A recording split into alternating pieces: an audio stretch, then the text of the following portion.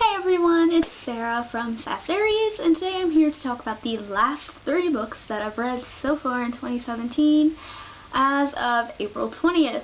So, let's dive right in. I have talked in a previous video about the Zodiac, and this next short story has to do with the Zodiac.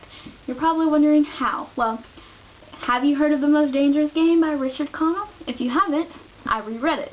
I originally read The Most Dangerous Game like in my freshman year of high school for my English class.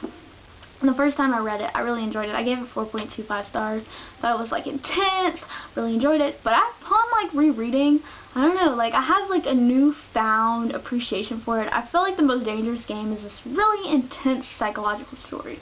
And here's how it connects to the Zodiac. So, The Most Dangerous Game is about this island, right? And all these ships sail around the island, and all the sailors are in fear of the ship. The main character ends up falling off the ship, and he ends up going to this island, right? And at this island, there is Zaroff. And Zaroff is like this hunter, and the main character, he's also a hunter. What is his name, actually? I feel bad because like I don't know the main character's name. I don't know his name. Rainsford is like a renowned hunter. He writes a lot of books on hunting, and he knows what he's doing when it comes to catching the prey. But at the beginning of the story, he's starting to feel like, why am I killing these animals? What is the point of it anymore? Why? Well, he meets Zaroff, right? And Zaroff is like, well, I caught this big animal, and that was like, I realized that was boring. Like, the thrill of the kill was gone, right? And so he tells him, I hunt people. This is what this island's for. Like, people get shipwrecked here, and I hunt them. Nobody's ever beat me at this game that I've created, and if you can survive 3 days in the jungle, you win, and I'll let you go. So, this is where the Zodiac got his inspiration. The Most Dangerous Game was turned into a movie, and the movie's shown at a, I think it's in San Francisco, at San Francisco Theater, and it inspired the Zodiac. A lot of what the Zodiac does, let me see if I can find a picture, I don't know, but essentially, the Zodiac has a lot of themes very similar to Zaroff's methodologies.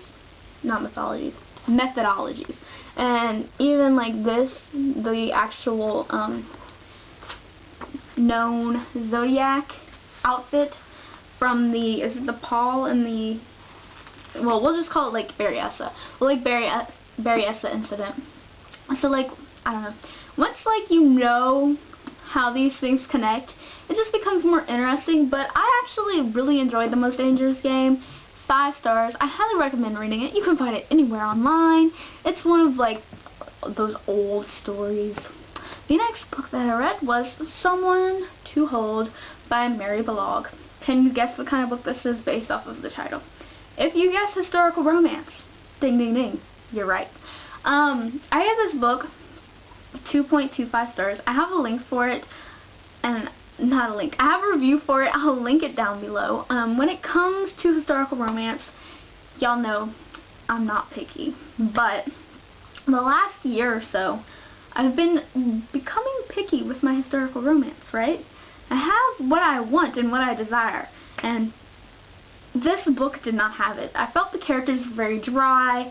The storyline itself didn't captivate me. I did really enjoy Camille's like teachings at the orphanage. As you know, I want to be an educator. If you don't, hi, I'm studying to be an English teacher. Yeah, so like, I don't know, it's just, I really enjoy just seeing her interact with kids. I also really enjoyed the ending because I feel like, if you don't mind being spoiled, you can stay, but if you want to be spoiled, just skip ahead until you see me hold up the next book.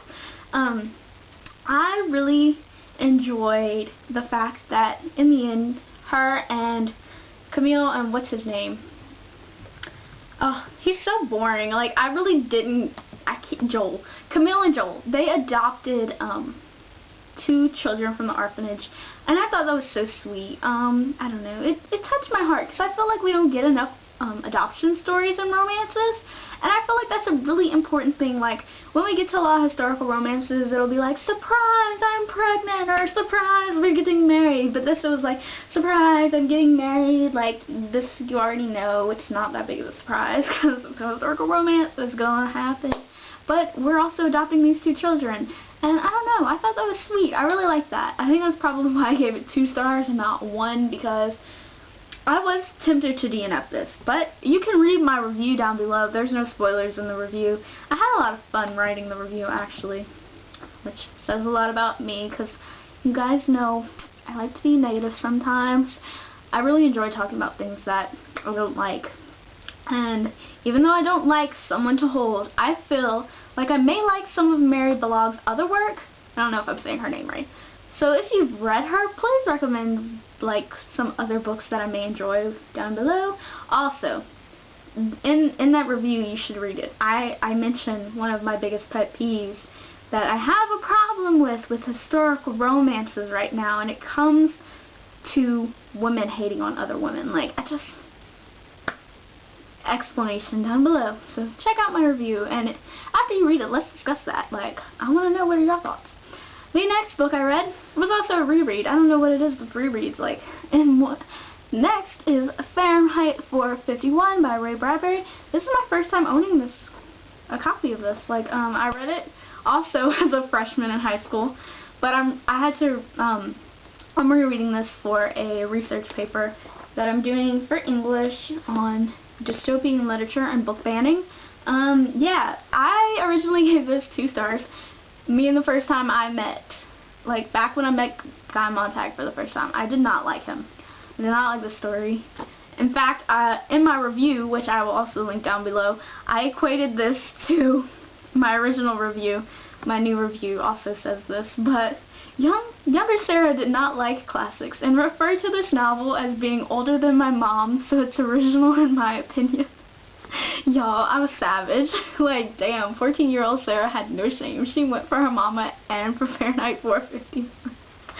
Anyway, now I give this novel 4 stars, so I don't know. I'm more into classic dystopian now. I love classic dystopian. Huge fan. 1984, Handmaid's Tale. Handmaid's Tale. Y'all read that. And Fahrenheit 451. I don't feel like Fahrenheit 451 is like up with those 2 novels in my opinion, but this is a really good novel. Like, the world, and I really find the reason why book banning started to be really fascinating. It was because minorities kept wanting their own, kept wanting to be represented, and then people were like, let's not represent anybody, we'll just all be equal and get rid of anyone wanting to be represented. So, like, can you imagine that? Like, we have we need diverse books now, but could you imagine, like, what it would be like if our government was like, why do we need diverse books?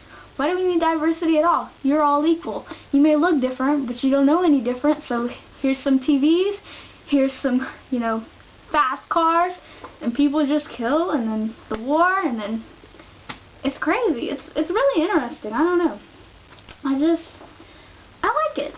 I like it. And I also own The Illustrated Man by Ray Bradbury, which is a collection of his short stories. So I'm really interested in picking that one up even more now that I've reread this. I don't know. It's interesting. And in the back they have like a lot about the history and the context of Fahrenheit 451. It's interesting to learn about where the concept from the story came from, because originally it was a short story called The Fireman, and then like it evolved into all kind of things, and at one point a school wanted to censor Fahrenheit 451, and so like a censored version was printed, but then somehow the censored version ended up going to the big press when it was meant to go to the small press, and so the censored version got out, and Ray Bradbury found out about it, so now they don't have any censored copies, and they're all this one original copy. This is the original source material. So I don't know, I thought that was interesting. This has like, when you start to learn about the history of books, especially books about censorship, you learn that it's quite fascinating. So, yes, I give this one 4 stars. I definitely recommend it, and I'm interested in reading more classic dystopians. I have Brave New World. That one I'll be getting to soon, hopefully. So, let me know down below in the comments some of your thoughts on any of these books, and I hope to see you in my next video. Bye!